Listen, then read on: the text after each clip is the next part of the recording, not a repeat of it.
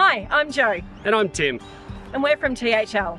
Today, we're going to take you through your home away from home. Let's take a look. Firstly, the LDV comes with a bunch of keys.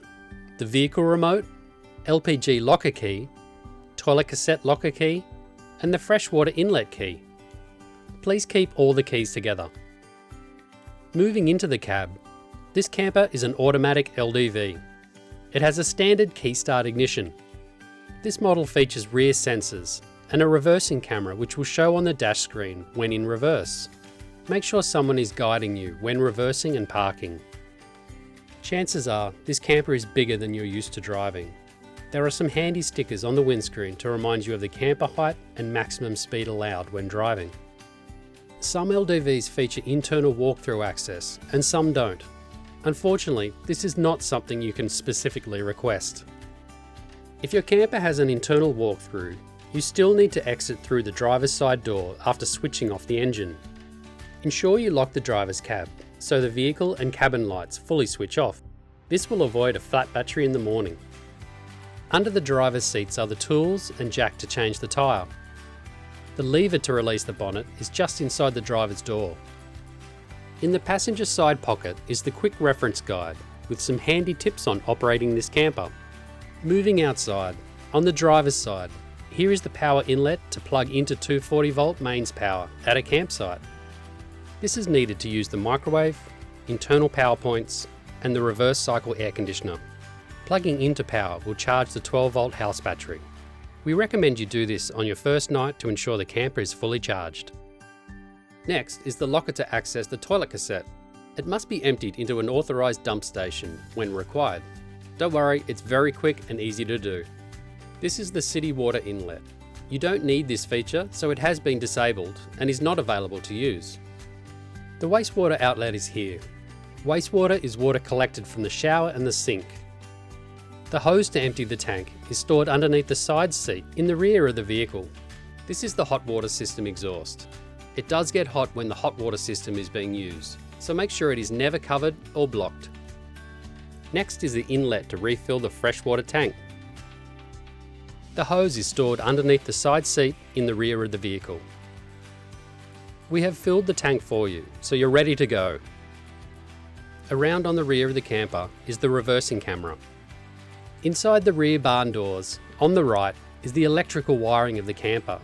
Please do not open or use this locker. On the left is the LPG bottle compartment. This supplies gas to the interior stove and hot water system. Make sure the gas bottle is turned off when it's not being used and before driving. We've filled the LPG bottle up for you, and you will need to refill it before returning, unless you have purchased the refueling pack.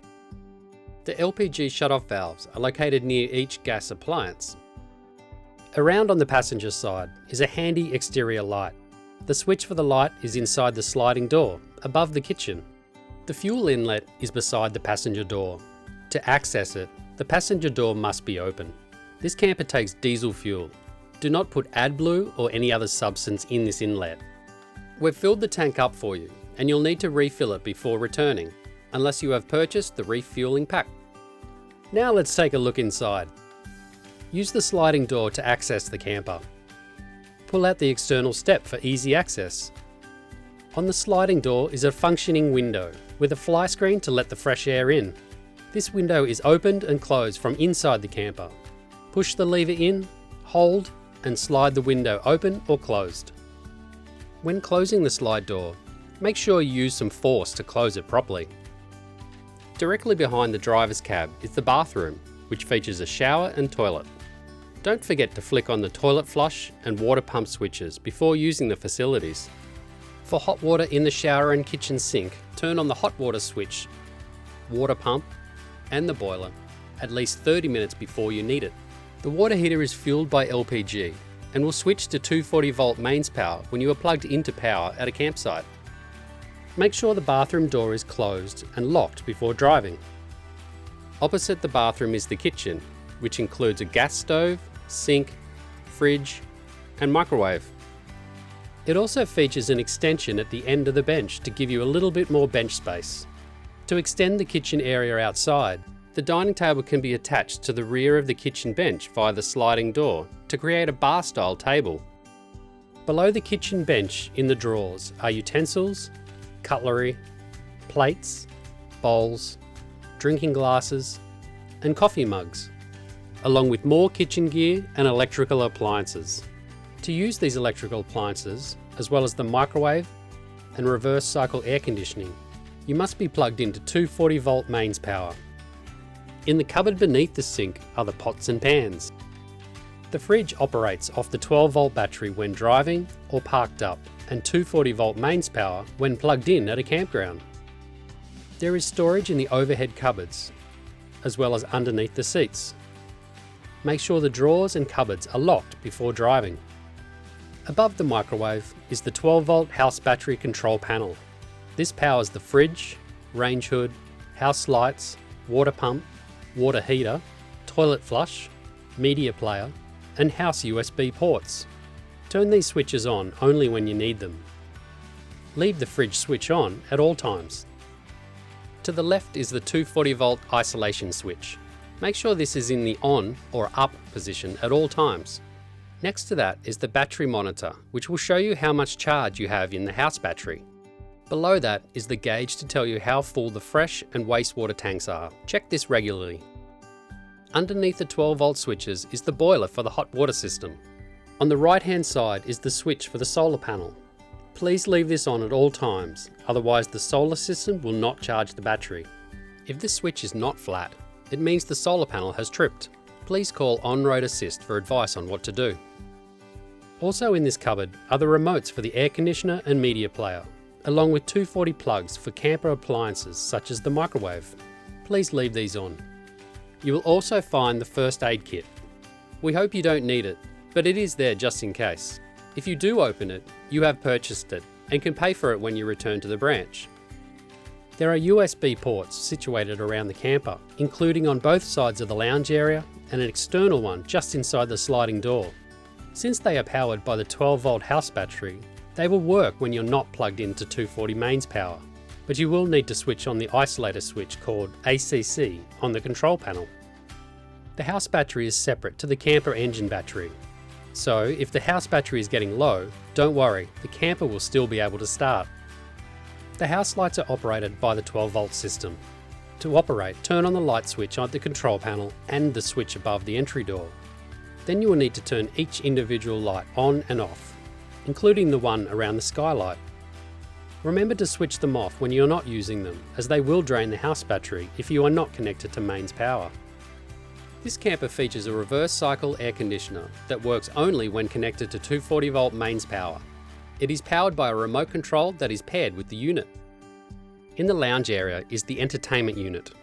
This is a media player only and doesn't have access to television signal, but it's great for watching DVDs or movies from your USB.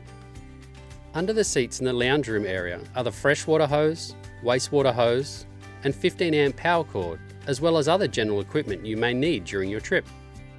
When parked up, set up the rear dining table. At night, this area converts to a double bed. There are curtains all the way around for your privacy. To finish, we'd like to share some helpful tips for your trip. We have a bunch of camper help how-to videos in the THL Road Trip app showing you how to use specific features of your camper, such as operating the gas stove, emptying the toilet cassette, or setting up the beds. Make sure you watch these to get the most out of your camper.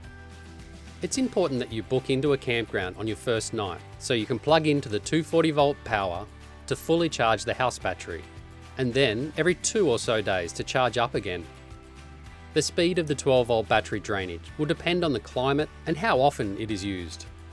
A full charge takes between 14 to 16 hours and needs to be done at a campground. We don't recommend driving at dusk or night time, so be sure to arrive at your overnight destination before then. Top up the fresh water and empty the wastewater every 1 to 2 days. Empty the toilet cassette every 1 to 2 days, or as needed. The wastewater tank and the toilet cassette must be emptied at an authorised dump station. If you are staying in a holiday park, you will have access to one there. Otherwise, use the handy THL Road Trip app to search for the closest one. Top up and empty at every opportunity and you won't have to worry about a thing. Lastly, always remember, have your keys with you when you're outside the camper. We want to make sure you're completely comfortable before you leave the branch. Please don't be shy in asking your branch host any questions and let them know if there's something you are unsure about. Once on the road, you can always call our on-road care team 24/7. On behalf of all the crew at THL here, have an incredible adventure.